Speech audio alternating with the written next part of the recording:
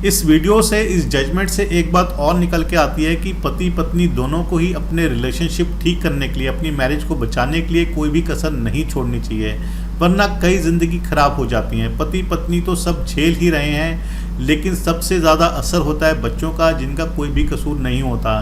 दोस्तों, यदि पति पत्नी ने म्यूचुअल डाइवोर्स ले लिया है आपसी रजामंदी से, ऐसे में उसके बाद यदि पति पत्नी फिर से एक दूसरे के साथ रहना चाहें, यानी कि उनका बाद में फिर दोबारा से पैचअप हो जाता है, तो क्या उनको फिर से शादी करनी पड़ेगी या वो म्यूचुअल डाइवोर्स की डिक्री को सेट करवा सकते हैं। इसमें लॉ पॉइंट ये भी उठता है हमारा कि क्या म्यूचुअल डाइवोर्स की डिक्री की अपील की जा सकती है।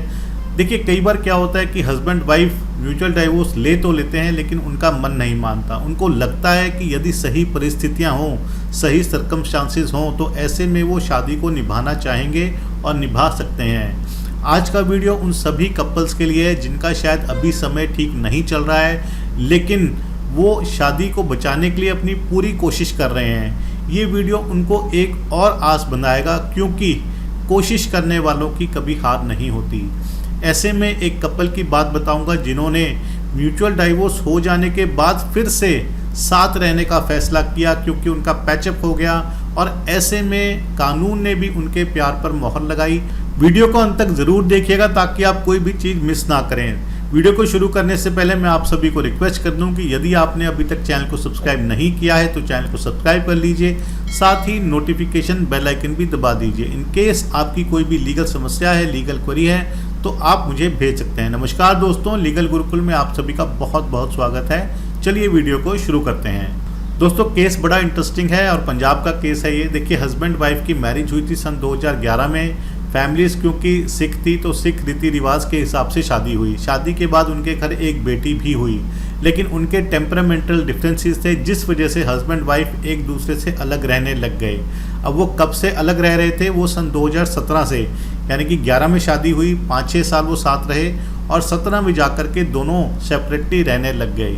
इसके बाद दोनों क्योंकि समझदार थे तो उन्होंने 13B यानी कि म्यूचुअल डाइवोर्स में पिटीशन डालकर अपना डाइवोर्स लेना बेहतर समझा और उन्होंने डाइवोर्स की पिटीशन डाली, म्यूचुअल डाइवोर्स की पिटीशन डाली। ऐसे में जनवरी 2019 में उनको म्यूचुअल डाइवोर्स ग्रांट कर दिया गया। इसके बाद उनकी बातचीत फिर दोबारा शुरू होती है और धीरे धीरे वो अपने जितने भी डिफरेंसेस हैं, जितने भी इश्यूज़ हैं, उसको सॉर्ट आउट कर लेते हैं और उनके बीच में प्यार की बहार एक बार फिर आ जाती है।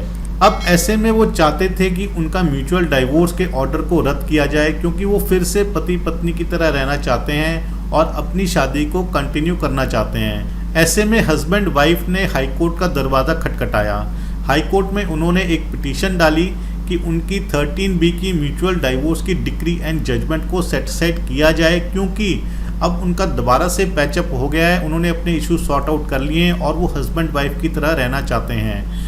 ऐसे में कोर्ट ने भी ये ऑब्जर्व किया कि हस्बैंड वाइफ और डॉटर तीनों ही बहुत खुश हैं, एक फैमिली पूरी हो गई है उनकी और जितने भी इश्यूज हैं उनके उन्होंने सॉर्ट आउट कर लिए हैं। कोर्ट ने खुशी जाहिर करी और कहा कि it's never too late to mend the ways, यानी कि यदि आप सही रास्ते पर आते हैं तो यदि देरी भी होती है तो उसमें कोई हर्ज नहीं है। ऐसे में हाई कोर्ट ने सेक्शन 23 और सेक्शन 28 हिंदू मैरिज एक्ट का हवाला देते हुए हाई कोर्ट ने म्यूचुअल डाइवोर्स की जजमेंट और डिक्री को सेटिसाइड किया। देखिए, अब म्यूचुअल डाइवोर्स की डिक्री, इससे हम जान सकते हैं कि उसकी अपील की जा सकती है। देखिए, बहुत बारी ये क्वेश्चन आता है कि क्योंकि कॉम्प्रोमाइज़ डिक्री होती है वो उसकी अपील नहीं की जा सकती है, लेकिन हाई कोर्ट ने सेक्शन 23 और सेक्शन 28 हिंदू मैरिज एक्ट का हवाला देते हुए उसके प्रोविजंस को देखते हुए ये कहा कि म्यूचुअल डाइवोर्स की डिक्री एक कॉम्प्रोमाइज़ डिक्री नहीं है, उसमें कोर्ट की बहुत ज़्यादा इन्वॉल्वमेंट है और ऐसे में उसकी अपील की जा सकती है। तो इससे हम जान गए हैं कि यदि म्यूचुअल डाइवोर्स की यदि आप उससे सेटिस्फाइड नहीं हैं, चाहे कोई भी पक्ष हो या दोनों पक्ष हो, तो उसकी अपील की जा सकती है। तो ऐसे में हमारा ये क्वेश्चन भी अब पूरा हो जाता है कि म्यूचुअल डाइवोर्स की डिक्री अपीलेबल है। साथ ही यदि हस्बैंड वाइफ का म्यूचुअल डाइवोर्स होने के बाद दोबारा पैचअप हो जाता है तो उनको दोबारा से शादी करने की ज़रूरत नहीं है, वो अपनी म्यूचुअल डाइवोर्स की डिक्री को सेटिसाइड करवा सकते हैं कोर्ट की मदद से। जो केस मैंने आपके साथ डिस्कस किया ये बिल्कुल लेटेस्ट केस है, पंजाब हरियाणा हाई कोर्ट का मार्च 2022 का केस है और इसका टाइटल है रंजीत कौर वर्सेस हरचरण सिंह। इस केस की डिटेल्स मैं आपको डिस्क्रिप्शन में दे दूंगा, वहां से डाउनलोड करके आप इसको पढ़ सकते हैं। इस वीडियो से, इस जजमेंट से एक बात और निकल के आती है कि पति पत्नी दोनों को ही अपने रिलेशनशिप ठीक करने के लिए, अपनी मैरिज को बचाने के लिए कोई भी कसर नहीं छोड़नी चाहिए, वरना कई ज़िंदगी खराब हो जाती हैं। पति पत्नी तो सब झेल ही रहे हैं, लेकिन सबसे ज़्यादा असर होता है बच्चों का, जिनका कोई भी कसूर नहीं होता। ऐसे में अब आपके पास एक और मौका है अपनी मैरिज को बचाने के लिए। तो ये था मेरा वीडियो। आशा करता हूँ कि आपको वीडियो पसंद आया। यदि वीडियो पसंद आया तो वीडियो को लाइक और शेयर ज़रूर कीजिएगा। अगली बारी मिलेंगे नए वीडियो में, नए टॉपिक में। तब तक के लिए धन्यवाद। जय हिंद।